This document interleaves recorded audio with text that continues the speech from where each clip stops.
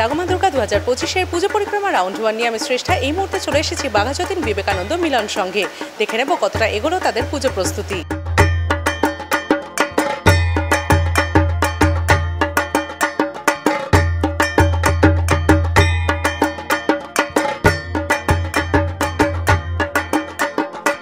আমাদের এই বছরে যেটা ভাবনা আছে এটা হচ্ছে যে গম্ভীরা, গম্ভীরা একটা বাংলার ঐতিহ্যবাহী লোক সংস্কৃতি, লোক আঙ্গিক, যেখানে শিবকে কেন্দ্রিক করে সমস্ত কিছু, মানে এখানে গম্ভীরার মূল সাবজেক্টটা হচ্ছে শিব হচ্ছে তাদের পরিবারের একজন।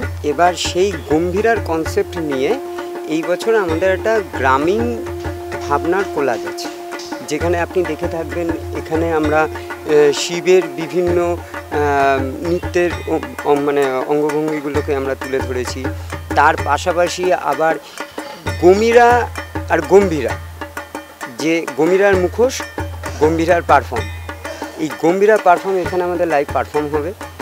তার পাশাপাশি আমরা সঙের ব্যবহার করেছি। সং মানে হচ্ছে যেমন ধরুন এই যে একটা যাত্রা শুরু হবে বা গম্ভীরা অনুষ্ঠানটা শুরু হবে, তার আগে যে মানুষ শিব সাজছে, যে জীবী শিব আমরা যেটা বলি, তো এখানে আমরা লাইভ কতগুলো ঘর বানিয়েছি, শিবের মন্দিরের আকারের ঘর, তার মধ্যে লাইভ মানুষ রয়েছে, তারা শিব সাজছে।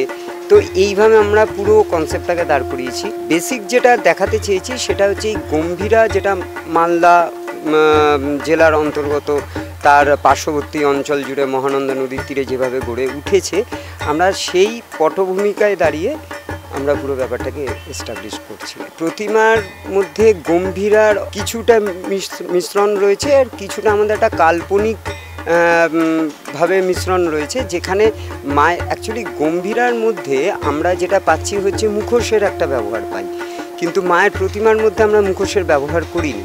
তাকে আমরা একদম আমাদের গ্রাম বাংলা বা আমার ঘরের মা যেভাবে আমাদের কাছে আমরা তাকে যেভাবে দেখি, আমরা সেইভাবেই ওটাকে তৈরি করছি, কিন্তু তার বেসিক ফরম্যাটটা একটু গম্ভীরার স্টাইলটা রয়েছে।